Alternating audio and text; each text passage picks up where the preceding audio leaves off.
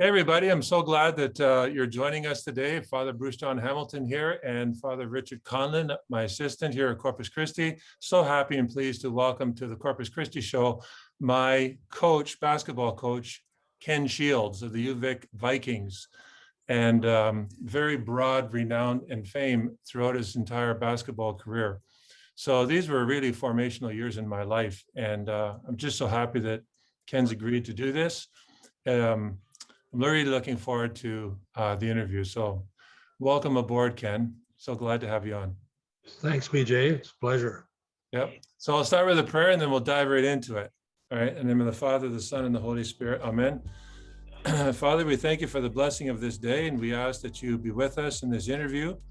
Help us to get to know Ken and help us to be good instruments of yours, and the lessons we learn from today will help many people to pursue excellence in their lives. And we place all of this trustingly in your hands, in the name of Jesus, your Son. Amen. In the name of the Father, the Son, and the Holy Spirit. Amen. So I would just like to have you, Ken, tell our viewers a little bit about yourself. It's a long and illustrious life, but kind of give us some key points about your life and career. Well, I think I was born in northern Alberta, and then we moved to southern Alberta, and I just played hockey. I was a fanatic kid, like prairie kids, taking your skates to the school, going directly to the outdoor rink and skating till supper time and going back after and skating till dark, till way into the night sometimes. And then we moved up to what is now Haida Gwaii. It was then called the Queen Charlotte Islands, and there was no ice. So I was like having withdrawal symptoms, but I ended up playing basketball in the Native community because basketball was a really popular sport and still is there. And that's how I got into basketball.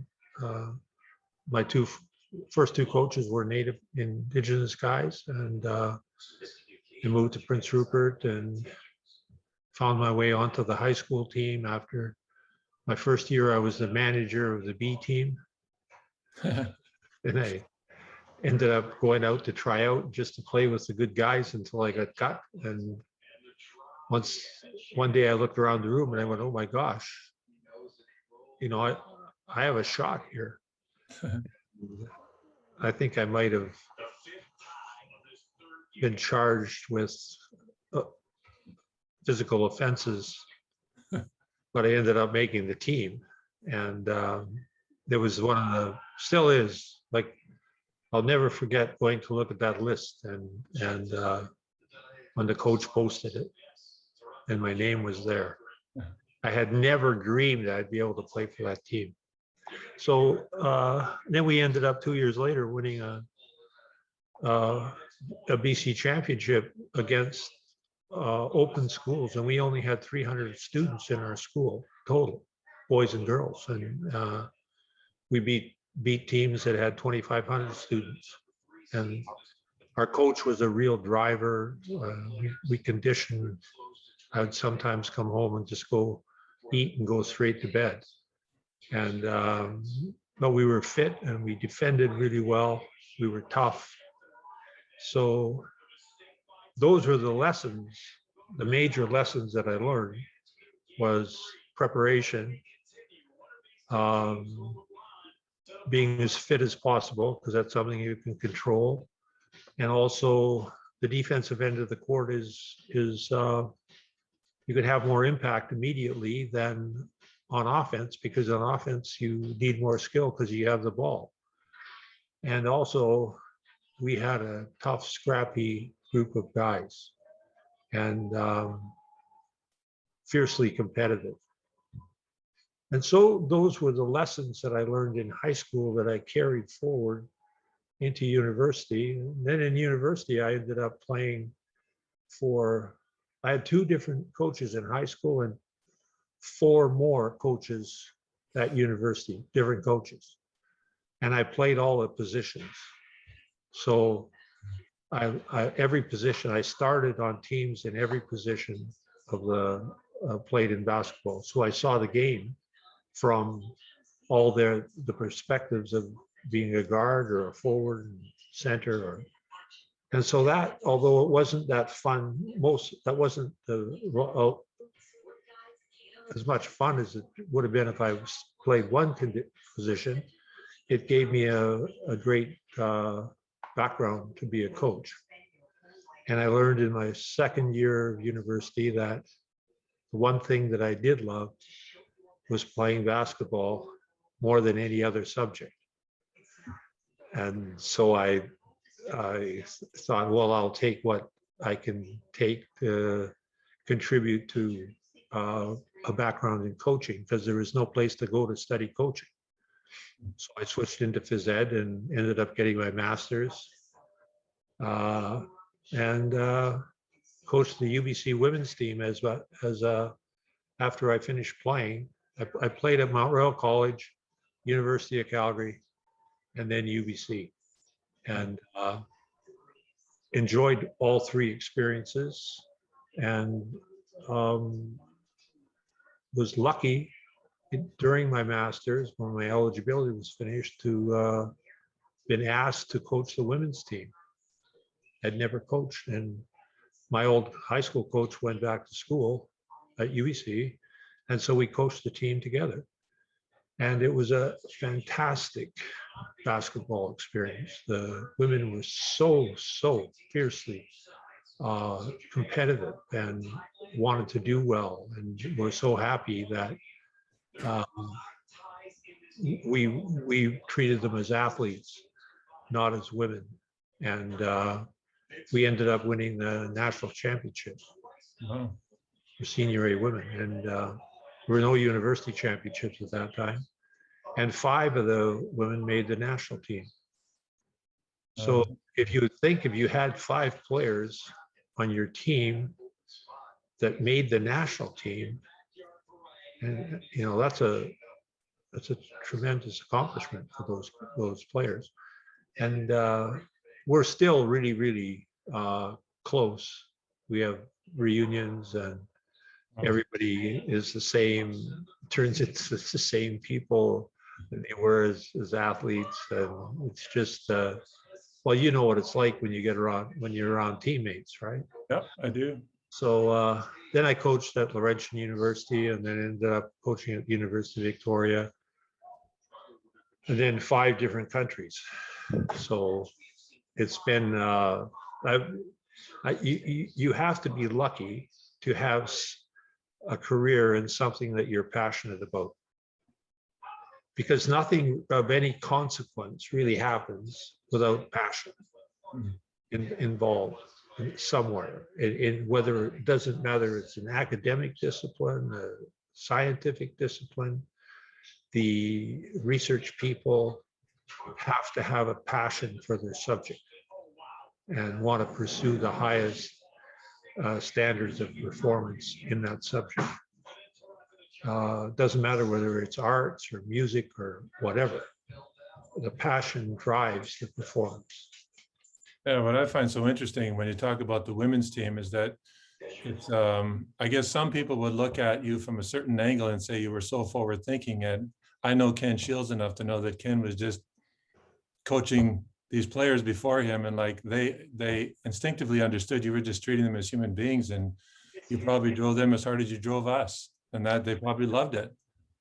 Right? Actually, it was one of the, from a basketball standpoint, it was one of, well, that experience solidified in my mind what I wanted to do.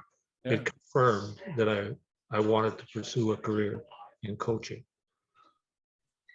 Yeah, and one of the things I find so interesting is I look at it from an overarching point of view, like the big picture, as you well know, we've had these interesting discussions in the past.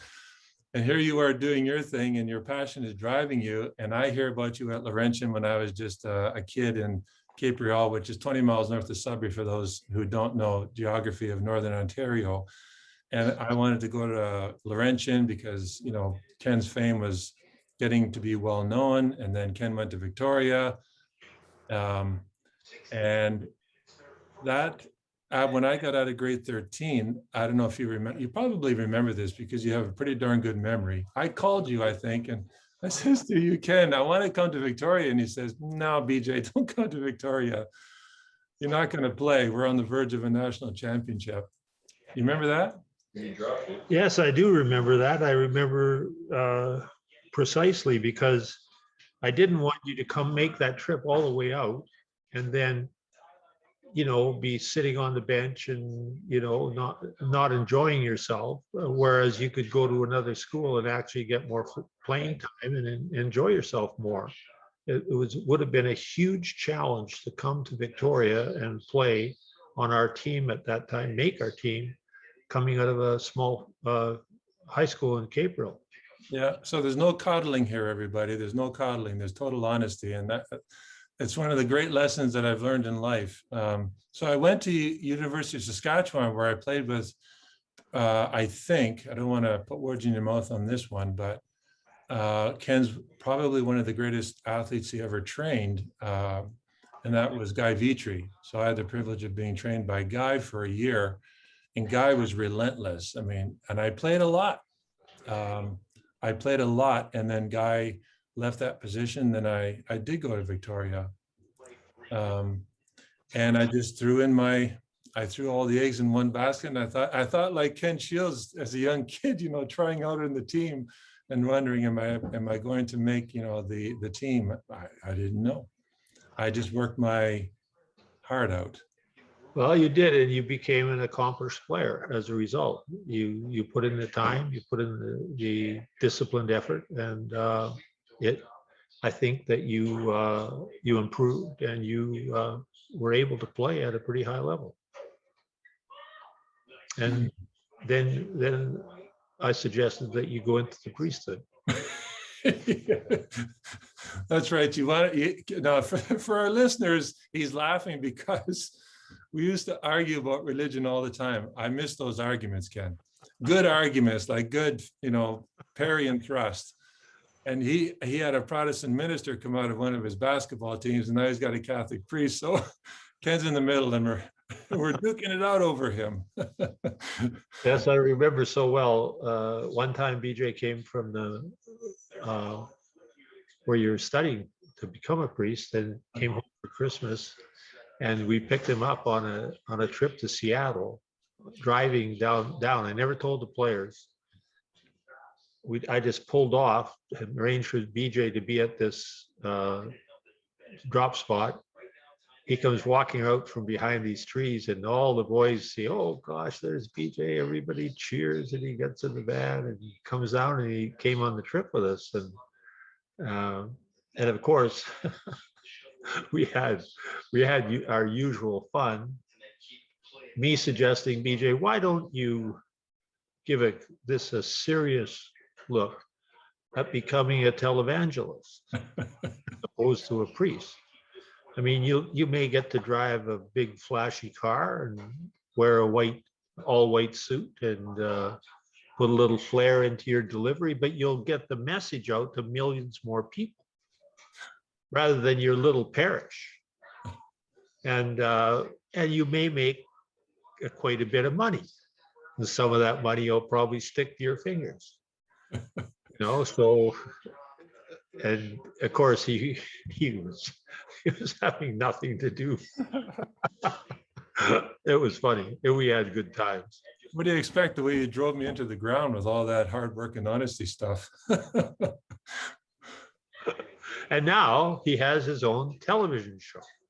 There you go. He's moving forward, right? He's got the podcast. He doesn't have 1,500 people in his building watching his production, but it's a start. That's okay. Ken, question for you. What's like the one thing that's you think most about when you think of BJ? Is there one word that comes to mind, or maybe an event that you think defines him quite well and in his character that could help our parishioners, all of our people at Corpus Christi to understand the man, Father Hamilton? What comes to mind, Ken? Well, I also always saw BJ as a disciplined person, even as a young man. He was a thinker, and honest person, and so I thought that whatever career aspect that he decided to pursue, that he would do well. So it's no surprise to me that he has done well in the discipline that he's in. Still looking for the big payout though, Ken. You gotta broaden your audience. That's right, broaden my audience, yeah. They say I remember, for the priesthood, Ken, that the reward is out of this world. That's how good it is. So Well, that's great. That's what I mean. Isn't that what life's all about? Trying to pursue something that where you feel really, really good about what you're doing. Yeah. Ken, I got a question for you. If you love it, I mean, you can be good at it. Yeah. One question I have for you, Ken, is like your ability to ignite the passion of someone and your ability to coach someone where you're able to maximize their potential. For people out there that want to, whether it's like a parent with their child, what's your advice for those people that really want to like help maximize the potential of another person out there? What have you learned from your years of coaching? Well, I think that's a very good question, because you can't impose your passion on somebody else. If you try to force your passion on someone, it's usually rejected. I mean, people have to find their own passion. And I don't believe, you can have, you could be, what's your motivation? What motivates you? The word motivation is a derivative of two words, motive and action. So you have to have a motive for your action. And if you don't have passion for what you want to do, you can't achieve a high level of performance no matter what you're in. So, but the coach can't create that passion necessarily in another person, but you can create an environment where you need to be passionate in order to be successful in that environment. And so around our team, when I recruited athletes, I would explain that if you come to UVic, the expectation is that you will bring your A-level effort to every practice. And you become a Viking, and you name of our team, and that means that when you walk on the basketball court, no matter whether you're representing us or you're not, you're just representing yourself, you play with passion, and you play with the very best. You bring your best mental and physical effort on a daily basis. And when you have veteran players who bring that, then if they don't bring it and you're preaching it to the young are going to look at the veteran and say, what are you talking about? Because those are the guys who have been with you. And if they're not buying what you're selling, why should we? So you're not, the veterans have to talk the walk and walk the walk. Yeah. And be good role models. And that helps the youngster ignite the same type of passion, the same type of commitment. And so the environment that you're in has to be totally supportive of that high level of pursuit, of competition at the highest level, of trying to maximize your potential. And it can be extremely rewarding if you do pursue that. Even, it doesn't matter if you make the national team, Mhm. The experience of doing that with a group of people is a very rewarding experience, and Mhm. becoming a part of that. And I think I've said this to BJ before. What brings about the highest level of motivation? What's the highest who are the people who have the highest level of motivation in the world? Oh, terrorists. Yeah, BJ's been to this school, right? So the terrorists are willing to give their life for the cause. Causal motivation is the most powerful motivation there is. So if you build around your pursuit a cause, if your pursuit becomes a cause, people will endure tremendous suffering to pursue a viable and a cause they believe in. Mhm. And so teams that are successful are no different. If you have a cause of pursuing the highest level of performance you have, and that becomes the mantra of your team, now you have a chance. Yeah. Everybody has a chance to get on side. But the person at the head of it has to lead that and lead by example and show people that you care about them as people, not just as athletes to get a medal or a win, but you care about them becoming good citizens, becoming trustworthy. Trust is a huge component of being on a successful team. Mhm. Trusting the coach trusting the players when they go on the floor. And so these are life lessons for the athletes, and they carry these experiences with them. They know what made them successful. They knew that they didn't achieve success without hard work, without putting in tremendous hard work and energy and effort, and having everybody pulling on the same chain and trying to do their part. Um, so I think these are really important lessons that people can learn from well-directed sport. It's good. Yeah. Like that creating the environment. So it's both like the cause, so your purpose. So if you communicate that clearly to the men. So if you're coming to UVic, our goal is to win a national championship, and that demands that you're going to bring your A level to every practice, and you're going to receive the support from the staff to do such a thing. So it almost creates an environment in which only those who are so passionate about achieving that goal are going to want to be a part of the program. So I find that clear expectations right off from the start,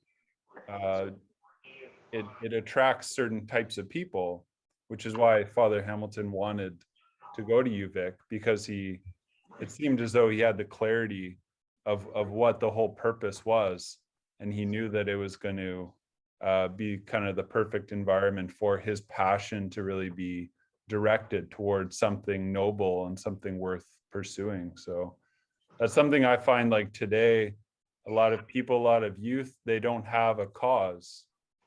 And so they're just left kind of spinning and just wasting time because there's no purpose upon which their daily actions are directed towards, which is why sports can be such a huge blessing for youth, because there's always practices toward games, and you kind of get in the habit of intentionally working towards some common goal, whether by yourself, like for me in golf, or as part of a team if you're part of a basketball thing. So that's where I find sports is so important for youth in order to actually have that cause that you're working toward.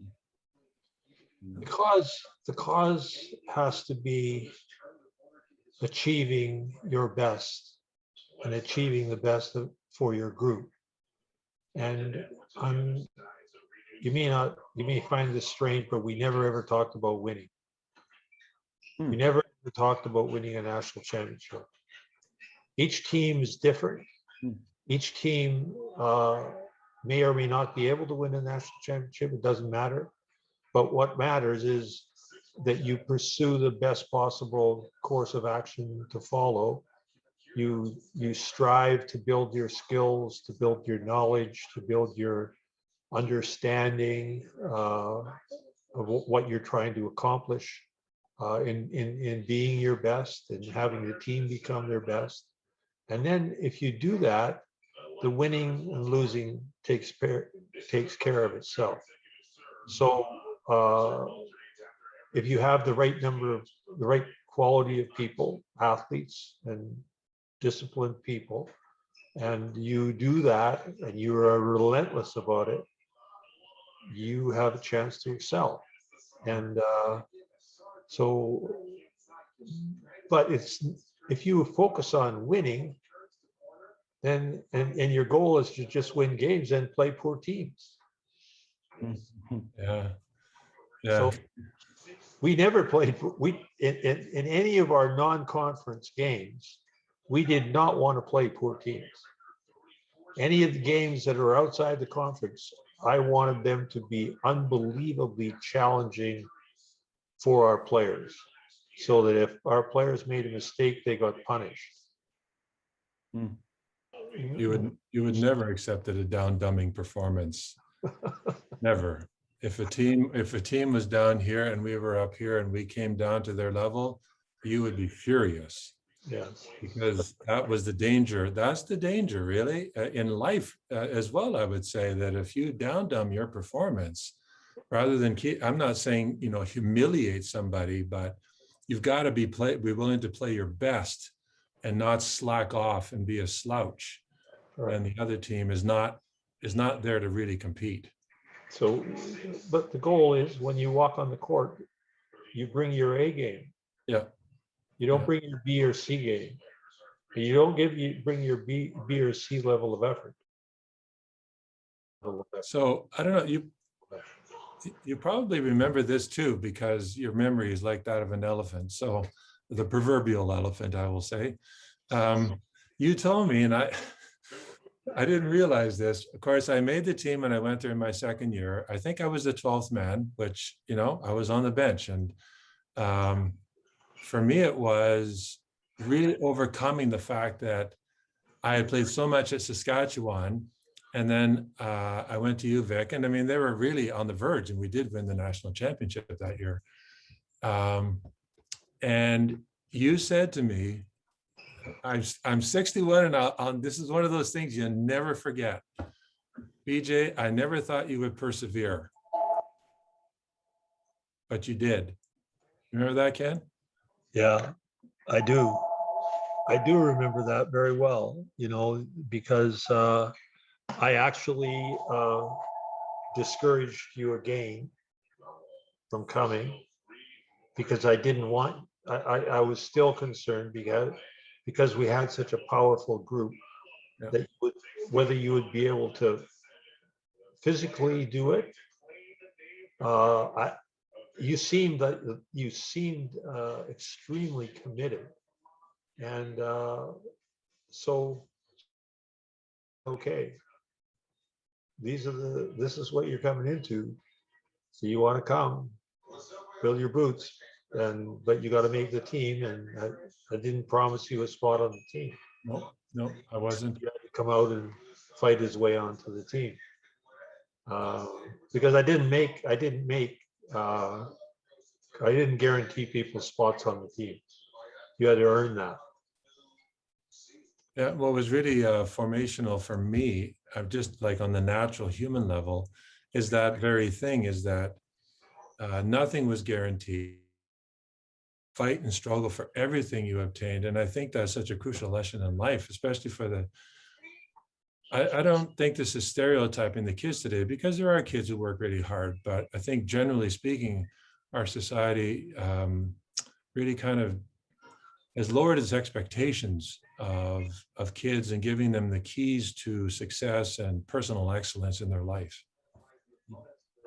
Could you give us some of your, you sort of named them throughout the discussion we've had, but it's kind of put them in a few points, best sort of life practices. Because I mean, a coach deals with so many different people in their life. You've dealt with lots of women and lots of men, young students. You've coached so many camps. You have some basic life, kind of distill them, best practices. Well, I think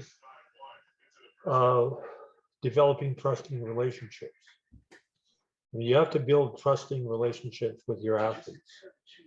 So you're trying to increase the level of competency of the athletes so that you can trust them on the court. What are the components of trust? And that's not for you, BJ. Components of trust, I would say vulnerability, communication. How about if you communicate lies?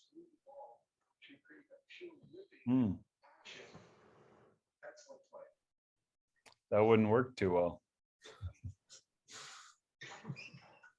There's all kinds of communication. Truth telling. Hmm? Honesty, for sure. Vulnerability, communication, honesty. There you go. There's the. Well, communication is not a component of trust, because just because you're communicating doesn't mean you're inspiring trust in the other person.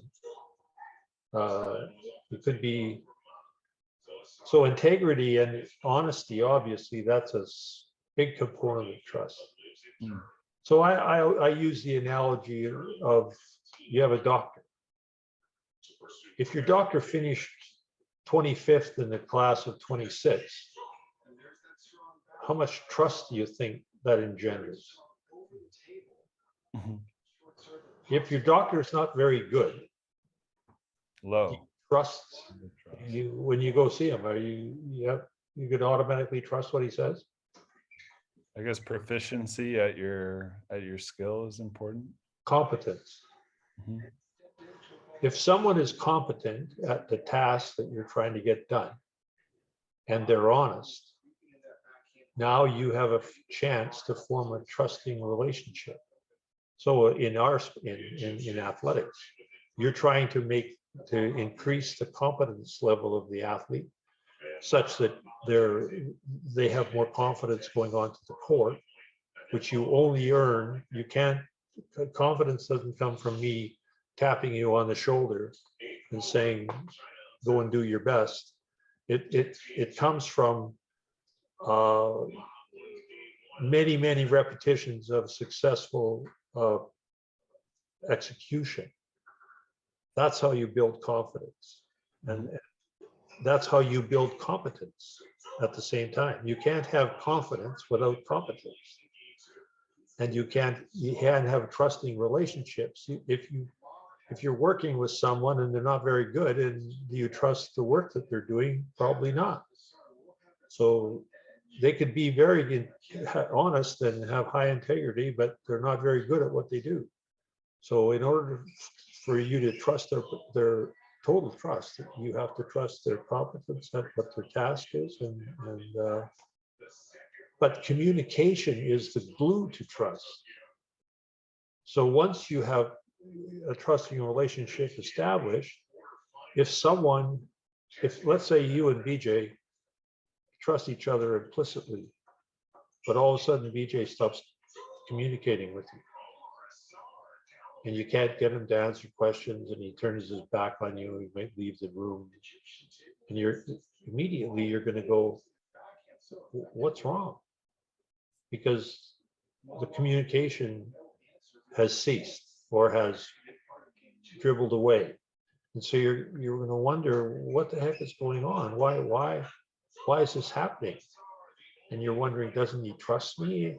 And so communication allows trust level to stay there and be solidified.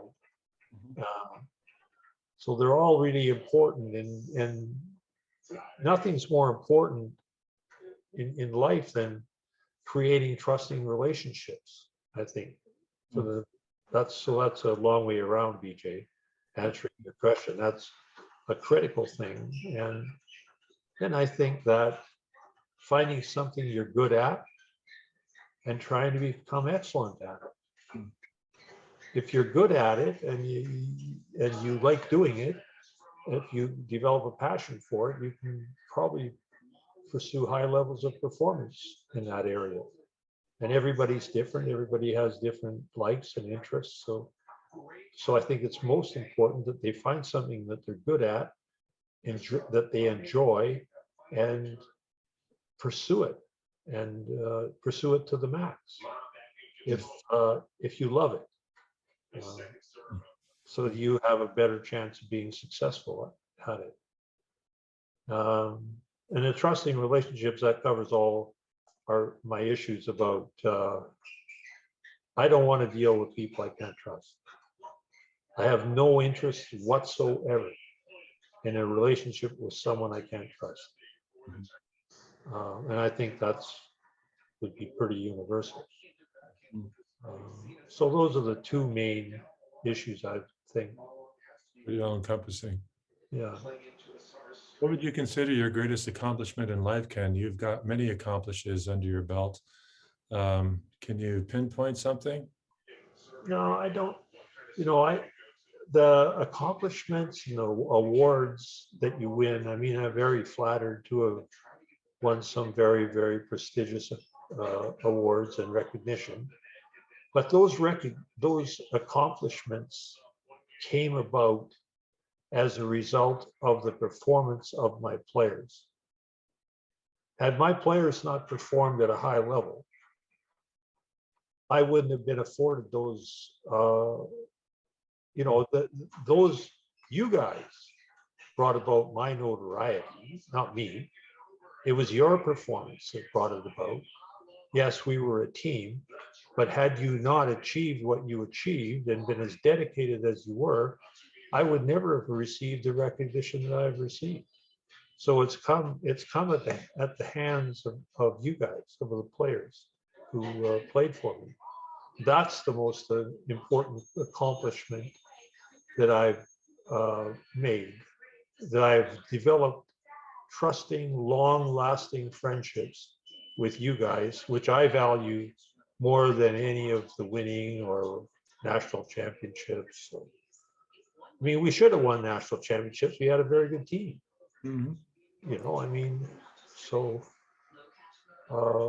And nothing in sport is guaranteed. There's no guarantees that because you work hard and you do this and you do that you're going to win a national championship. I mean, there's 40 schools and 40 universities all trying to do the same thing.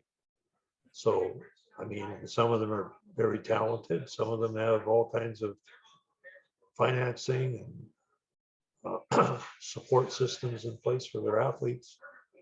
So all you can do is your very, very best, and the winning and losing looks after itself. I always thought that you owed me all your recognition. I thought it was the other way around. I love the way you respond to that, but I'm going to say this: the big picture to the priesthood, and that the big picture again, Ken. Yeah, if I hadn't have gone to Victoria because you were there, I've told you this many times before. One of my great stories is I wasn't doing the church thing, and Eli says to me one day, Eli was a fellow Siberian. He says to me, BJ, let's go to church. I said, all right, we'll go to church. And that was the moment there. So it was really, the big picture is you can, break it down all you want, but there I was in Victoria. All I wanted to do is play basketball. School was a means to an end. You know what it's like. And that's how it all sort of came together. So, well, I mean, you were blessed that you had the relationship with Eli, and he was practices religion and went to mass and to church, and you that somehow sparked a profound interest in you in pursuing that discipline. Yeah. I don't think if you think back, did I try to discourage you? I don't think so. Well, in your sort of offhanded way, you would put thoughts into my head, but never tried to discourage me. No. No, I mean, if you chose that Yeah. and you wanted to pursue it with your very utmost of your being, then that's what you should do. Yeah. You know, I mean, it's you, it's not me. And thank God you did that. I think that's a great life lesson for parents, really. It's not about what they want their kids to do, but about helping their kids find out what they are meant to do. Right. And I had no idea what I wanted to do. And I don't think there's anything wrong with that. In high school, I think it's a mistake often to make an early decision on a career. You know, if you're if you think, oh, I want to be in a narrow discipline, I want to be an accountant. Well, if you don't love math, you don't love numbers, boy, that's not a very good combination. So you take some time, let yourself find out what you can be passionate about, what you love doing, what's going to be enjoyable for you and fulfilling, and then take a run at that. And that's something that it may take you 1 degree. Didn't take me a degree. I learned during my first degree what I wanted to do. But it's far more important that you make a decision based on good rationale, good reasoning, your research, all these things, and something that you think you can create a love for. I think that's the most important thing. And the parents you can't push people into it. The youngsters, it's not right for the parents to push them into something. Yeah, no, one of the things I'm most grateful for, I think, in life is that I got to pursue my 2 greatest passions. Like golf was my greatest passion, and then at the age of 22, it changed and became all the God stuff. And so I feel so grateful that my greatest passion right now, I get to spend literally all of my time focusing on it. So it's yeah, deeply grateful, because there's a lot of people out there that aren't able to pursue their passions Right. as a result of various things. So yeah, it's a huge blessing to be able to have the passion and then receive the sport from different coaches and people to really maximize your potential in that. So Right. Well, I mean, and had you chosen to go become a professional golfer, I mean, if you want a challenging career, it's one. yeah. I mean, there are a lot of people out there who are extremely talented golfers, but it's like anything else. I mean, there's lots of hockey players, there's lots of basketball players, there's lots of football players, but only the top percentage can have a successful career in sport, you know, as a professional. The chances of that happening are, unless you're extremely gifted, are slim and none. Ken, for those who are struggling with passion, do you have any advice to ignite their passion for the things that are worth pursuing in life?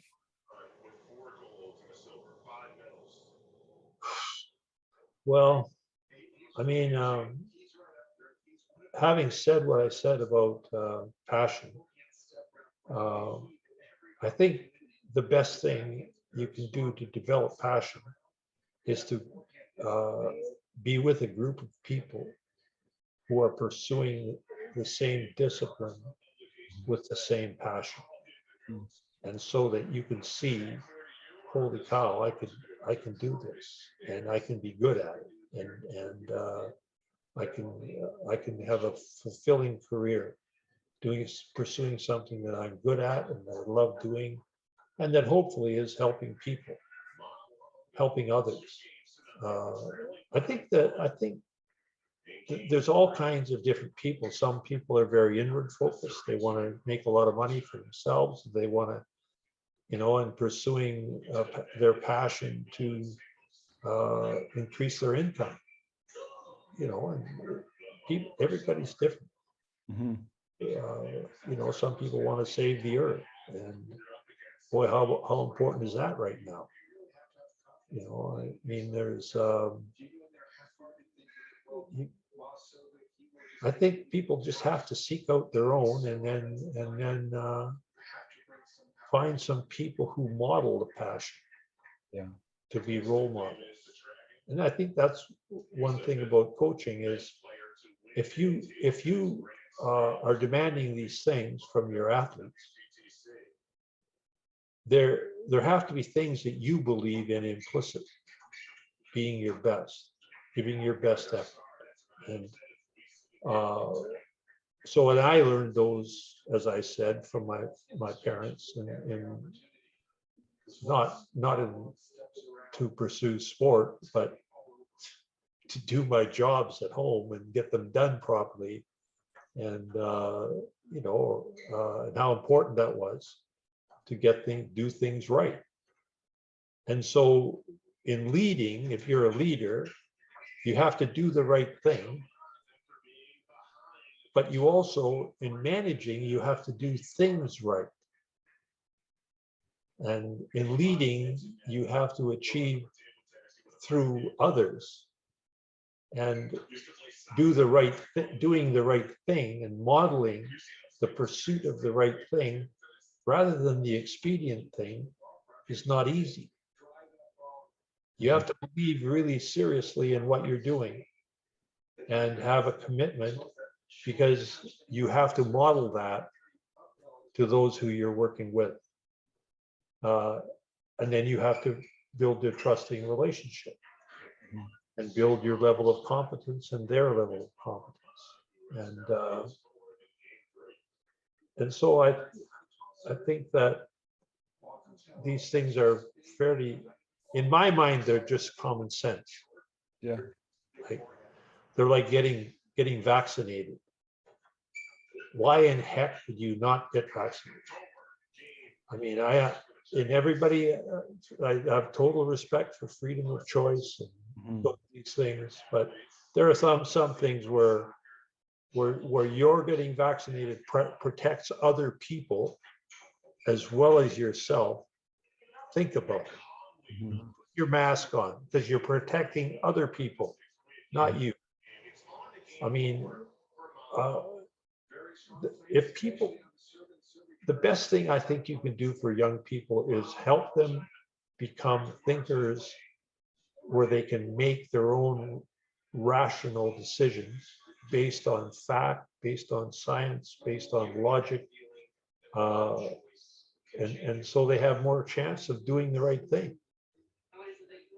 And Ken, the big things that I'm taking away from this conversation with you are the importance of creating a good environment of trusting relationships in which people can bring their passion into a place that's able to be maximized, kind of that potential that they have, the initial passion they realize for something they want to do in life. Due to a good team of support, you're able to actually create that environment so that people can achieve their best and that God-given passion that they've been given. So it's a good reminder. Yeah, the essential stuff is easy to forget, the fundamentals. So I think you're a man of the fundamentals, Ken. So it's good lesson. Father Hamilton, just to conclude, to wrap things up, do you want to share maybe a takeaway that you've learned from Ken today and then finish us off? Oh, probably you actually made your way into some of my sermons, Ken, which I've told you about before. And probably one of the most important things, because these things are really important, you know, what a coach passes on to his or her players, or a parent certainly to their kids. I mean, that's the foundational relationship in this world, I think. Is I guess two. Number one is think critically. What you said, teach your children to think critically, you know, and to never give up. I mean, that try to pursue what you have a passion for, and you just don't give up until the game's over. And I even said that this weekend in my sermon, when the game's over, when the game's over. And until then, you have to keep, it's not as if you don't accept defeat, but you have to learn from your defeat. Otherwise, it just loops back on you and makes you feel rotten. Got to learn from it, get back up and try again, work again. What can I do to, you know, keep going forward? That's been a foundational lesson for me in my life. I'd like to think it would have applied just if I hadn't become a priest. It certainly has helped me a great deal as a priest. You just don't give up until the game is over.